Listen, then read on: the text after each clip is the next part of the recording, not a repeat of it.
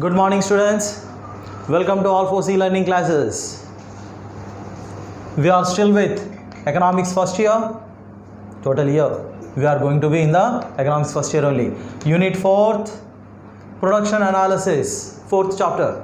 In this we have seen previously factors of production, variable proportions, economies of cost, returns to scale, and supply analysis. Now we are going with cost analysis. I told you at the beginning itself, generally people use these two words as synonyms, price and cost. They go to shop and they very stylily ask, what is the cost? It is not cost. What you have to ask? Price. Actually, cost is concerned with producer. Cost has nothing to do with a consumer. Consumer is supposed to worry about the price. The final price in the market which he is going to get his commodity, whatever the want satisfying commodity, whatever he pays his price, he is not going to pay the cost. There is a lot of gap in between cost and price. So next time when you go to the market, don't say what is the cost. Say or ask what is the price, because it is always MRP, not MRC. What is meant by MRP? Maximum retail price, not maximum retail cost. It is always MRP. So remember from now onwards. Now let us go with the cost analysis. So first thing, you should understand what is the difference between price and cost that we completed.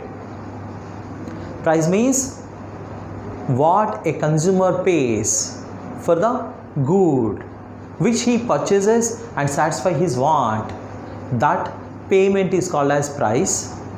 And cost is what a producer pays to the four factors of production to produce a commodity is cost.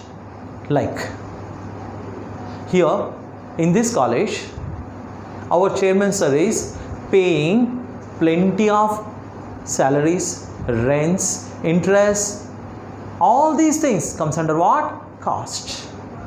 Don't you ever get confused in between these two different concepts. Whatever the wage I am getting is my wage, my salary. But this is cost of whom? Producer. So producer, whatever he pays, that is cost. So now let us come to this meaning of cost. Before types of cost, let us see the meaning of cost. Meaning of cost is included with plenty of things. It is decides how much production supposed to happen, how much supply supposed to happen, what are the payments to the factors of production. See, demand and supply, they both decides the price in the market.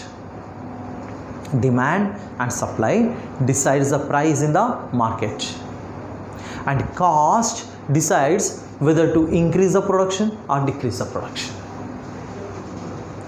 whether to produce or stop, what to produce, what not to produce.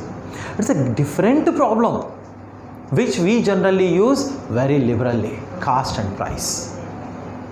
So this cost analysis actually decides whether a production is supposed to continue or stop. Generally in the market, price supposed to be greater than the cost. If cost is 10 rupees, price should be more than cost, 11 rupees or 12 rupees. Then only the producer will left with some profit. Cost is generally with minimum level of profit. But thus taxes which are added to the cost makes the price.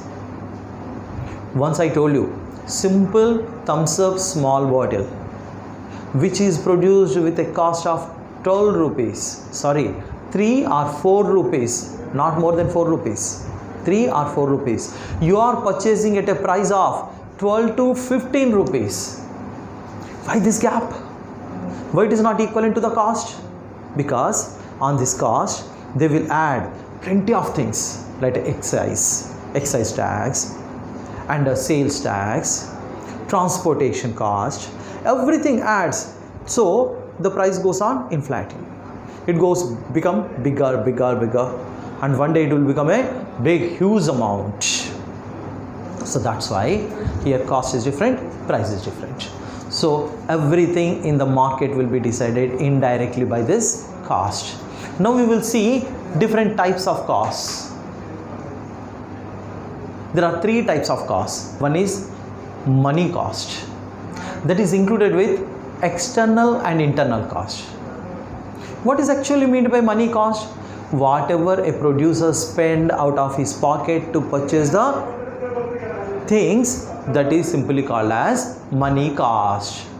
He will pay the electricity bills, he will pay the wages, he will pay the rent, he will pay the interest for his loans, he will pay the taxes out of his pocket, he will pay plenty of things, electricity bills, transportation charges, and for van he has to pay the interest. Whatever he took the loan from the bank, he has to pay the interest. And not only that, driver wages, cleaner wages, and repairing charges. Not only this, there is a very big thing. In commerce, you have come across this particular word, depreciation charges. What is depreciation charge? That is also comes under cost. Because every commodity whichever you purchase, year to year, its output will start decreasing. Its value keeps decreasing. The decreasing value is called as depreciation. That also part of cost. So under the cost analysis, we are not only studying about of rent, wage, interest and profit. We are also discussing about of depreciation charges on the machinery too. Okay, so money costs are included with implicit and explicit. What is this explicit and implicit? Now let me tell you. Explicit means whatever he spent the money and purchase the commodity, those all are explicit cost. Like he paid money and he purchased 4 chairs.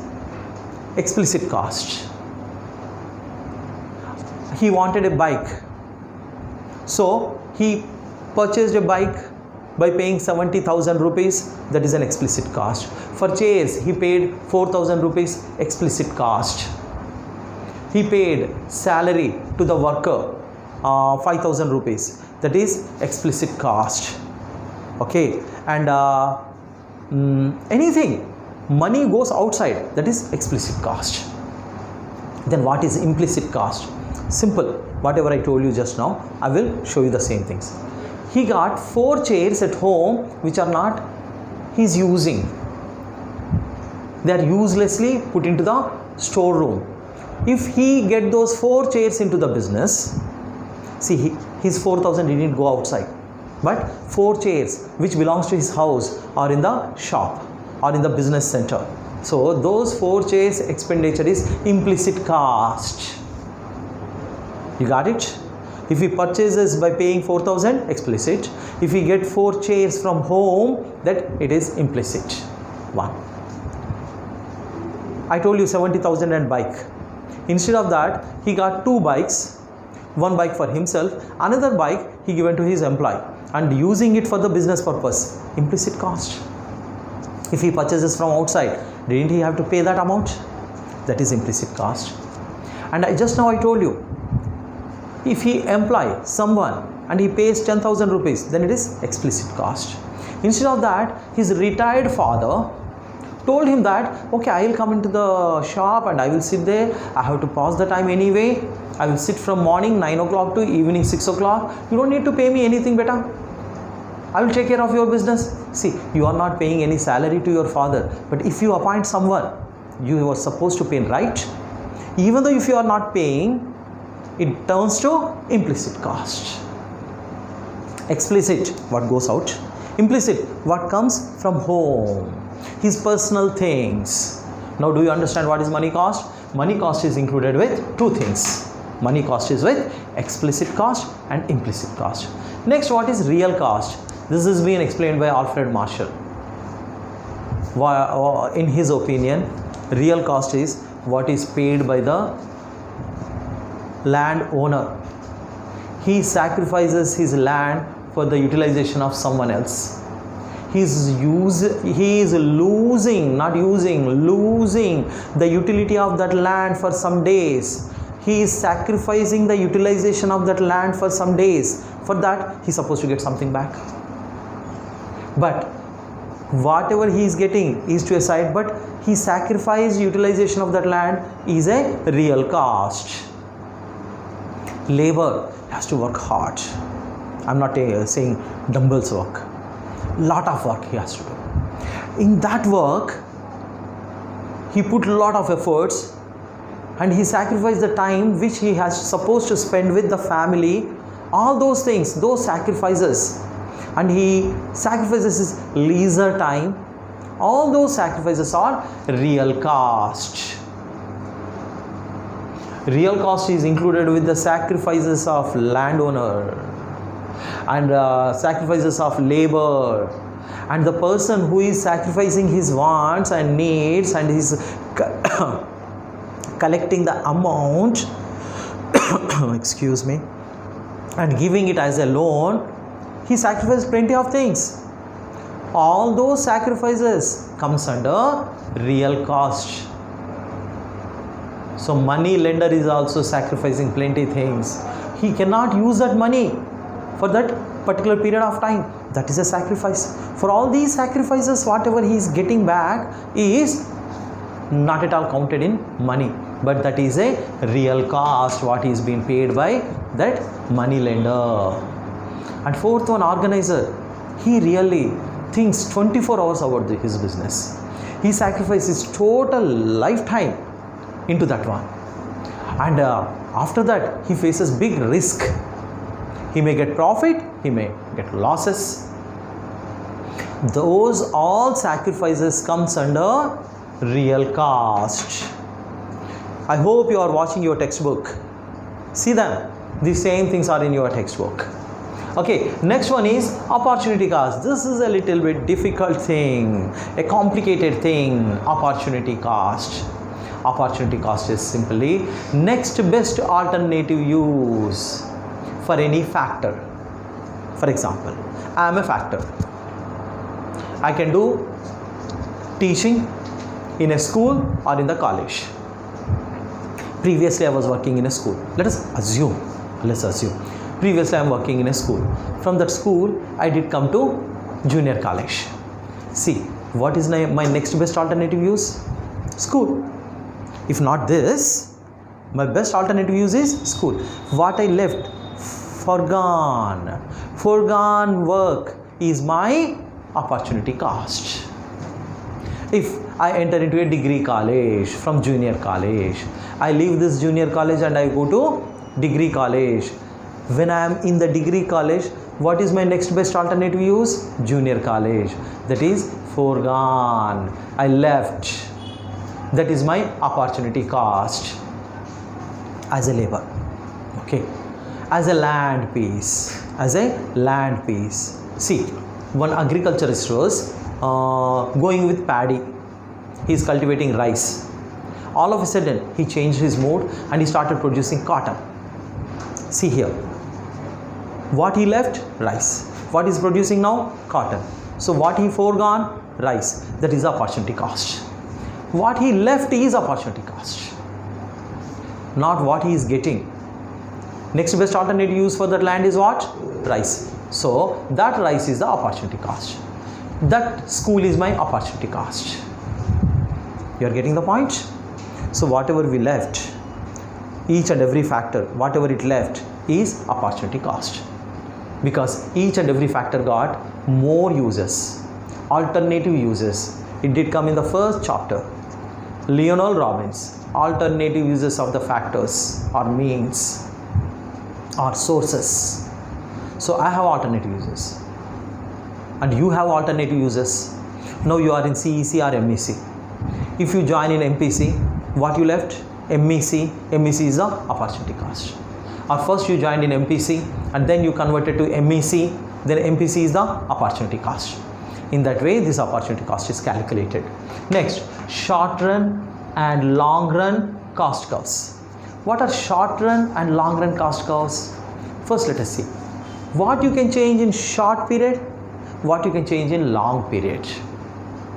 In short run, we have seen two types of costs: variable cost, fixed cost. What is that? Variable cost, fixed cost. Most of the times we discuss in short period only, because in the long period all are variables. Everything can be changed. In long run, nothing is stable or constant. Everything changes in the long run. That's why whenever we talk about this cost analysis, we will talk in the short period. Because in short period, already we have seen in the previous class, in the variable proportions, that some commodities, some factors are fixed, some factors are variables. By changing variable factors, you have seen labor. What we did? We increased the production for certain period. In long run, what we did? In return to scale, we changed two factors, capital as well as labor. Still the results were same, increasing, constant and decreasing. In both the variable proportions as well as return to scales, we have seen the same things. Here also, we are going to see short run and long run cost curves. In that one, there are two types of costs: fixed cost, variable cost. What is fixed cost? Which does not change in short period. Those factors, whichever we spent is fixed cost. On land, do you remember? Land, labor, capital, organization and technology. In that one, what we changed in short period? Labor. So whatever we spent on these four, land, capital, organizer and technology, that is fixed cost. And whatever we spent on the labor, that is variable cost. That is seen here: fixed cost, variable cost. Fixed cost do not change whether you produce more or not. You don't produce anything. As the production increases, fixed cost is fixed. As the production decreases, fixed cost is fixed. There is no difference at all. But variable cost, if you increase the output, cost increases, variable cost increases. If you decrease the output, it becomes decreased. And if you make the production zero, then variable cost is also zero. That's why this fixed cost is also called as overhead cost or supplement cost. Overhead cost or supplementary cost. Whereas variable cost is called as primary cost or direct cost. Variable cost is called as primary cost or direct cost. Here it is overhead cost, supplementary cost. Because whether you produce or not, even if you put a lock to the company, still you have to pay the charges for this fixed factors. If you make the total production zero, still your fixed cost does not change. Room rent, can you escape? No, you cannot. In the time of Corona, plenty of shops were locked. Plenty of shops. Because it is totally locked down. But still the people have to pay the rent of that shop. And if they have permanent staff, they have to pay the salaries to that permanent staff. Fixed. You cannot change. But some expenditure like raw material, that has been stopped because no production, no variable cost. So along with production, changing cost is cost, variable cost. Along with production, which does not change, is fixed cost. I hope you do understand it very clearly. Hope you are opened already your textbook. In the page number, let me see the page number and guide you. It is page number 91. See the page number 91. There is a big table. I cannot depict the total table on this board because it takes more time. And it is all waste of my time. In that one you can see fixed cost, whether production is there or not, fixed cost is same, 300. Do you see that? But variable cost, you see it is going on changing as production is increasing. You can see the total cost equals to TFC, TVC.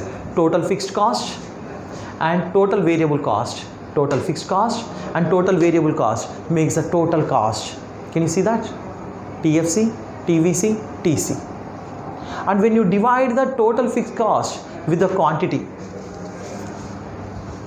okay, here we didn't write, let me put it on the board. TFC divided by quantity, it gives you the AFC. Total fixed cost divided by quantity, whatever the quantity did come out, that makes average fixed cost. So TFC divided by the first column, quantity, production, you will get the average fixed cost. And if TVC is divided by quantity, you will get average variable cost. AFC and AVC are the results of TFC and TVC divided by the quantity. You can see that in the table, page number 91. Can you? I hope you are watching the table. So both the levels, total fixed cost divided by quantity, average fixed cost, total variable cost divided by quantity, average variable cost. Then when total cost divided by quantity, what will be the result? Average cost. Average cost is result of AFC plus AVC.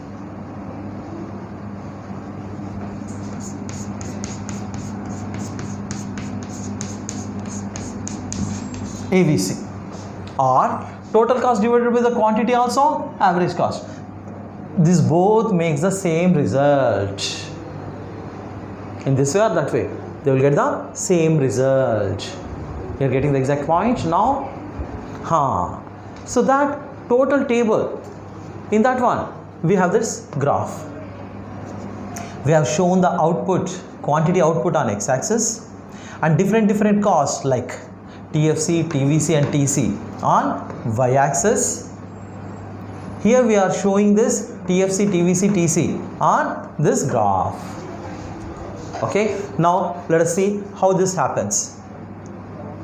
When production is increasing, see, from O to OQ, OQ to OQ1, OQ1 to lengthy, TFC is not changing, total fixed cost is not changing. What I said, it is 300 and continuously it was 300 only.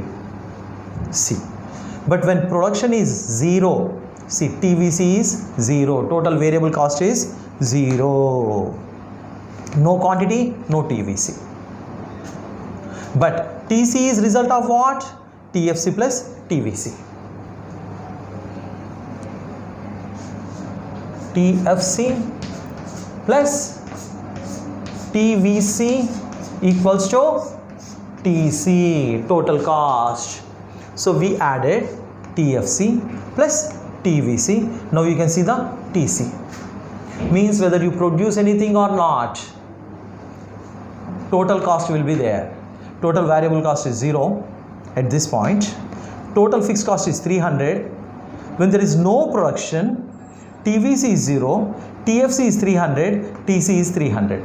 Because TFC plus TVC, fixed cost plus variable cost is equal to total cost. See, as TVC is increasing, TC is also increasing in the same shape, in the equal ratio, but TFC is fixed. There is no change in the TFC. Any doubt in this one? You got the exact idea now? This is shown in your page number 91 table and graph. But in that one, if you see, you will forget, you will observe some things. Like in that one, not only TFC and TVC, AFC, AVC also shown. And AC and MC also shown. Because all this discussion is all about short term, short period, not long period. Because long period, everything is variable. But only in the short period, fixed and variable. When you divide TFC by quantity, you will get AFC. You can see in the table, page number 91. TVC divided by quantity, you will get AVC, average variable cost. Okay, so in that way, total cost is divided by quantity, that you will get average cost, or average cost equals to AFC plus AVC. Average fixed cost, average variable cost makes average cost. In this way, we can see how this short-term cost curves moves. Next, we will see the last two things, average cost and marginal cost. These are very important in the market analysis. As we enter into the 5th chapter, you need to understand this average cost curves, short-term marginal cost curve and short-term average cost curve. How do you get the marginal cost curve? Here we have seen AC. Simple. Marginal cost curve, short-term marginal cost curve is equal to TCN minus TCN minus 1, present one minus previous one. See in the table, every time the difference in between present total cost minus previous total cost, you will get the marginal cost. In the page number 91 table. So here we are going to see in the short period how average cost curve and marginal cost curves are going to be. We have seen how in short period total fixed cost, total variable cost, total cost will be. Here we are going to see in short period how average cost curve and marginal cost curves will be. Okay, so let us see. Average short-term average cost curve or short-term marginal cost curve. First they starts decreasing. As the production increases, output increases. First they will be high. As the output is going on increasing, average cost curve started decreasing. When average cost curve is decreasing, marginal cost curve is below, less than average cost curve. You can see even in the table as well as in the graph. In the table also, all the time when average cost curve is going down, average cost is decreasing, marginal cost is low. At some point, they both become minimum. And at some point, marginal cost curve started increasing. It become minimum at point B. And average cost curve become minimum at point A. Marginal cost curve become minimum at point B. But here you are supposed to remember, where short-term average cost curve is minimum, there short-term marginal cost curve becomes equal every time, anywhere. You can see 170 in that table. See here they become equal. Where short-term average cost curve is minimum, there short-term marginal cost curve becomes equal. Once short-term average cost curve started increasing, short-term average cost starts increasing as the output is increasing, marginal cost curve is greater than average cost curve. Before it is less than average cost curve, after it is greater than the average cost curve. See here, up to Q, AQ, average cost curve is decreasing. When average cost is decreasing, marginal cost is less than average cost. But after AQ, average cost started increasing. As average cost increases, marginal cost is greater than the average cost. Why it happens like that, we will see in the market, 5th chapter. But these are the basic characteristics of cost analysis. These are all basic characteristics. You need to understand them so that in the coming future, in the market, you can understand these things much easier. Okay? Now with this, let us end this cost analysis session. Tomorrow we will discuss revenue analysis. Okay? Good day, students.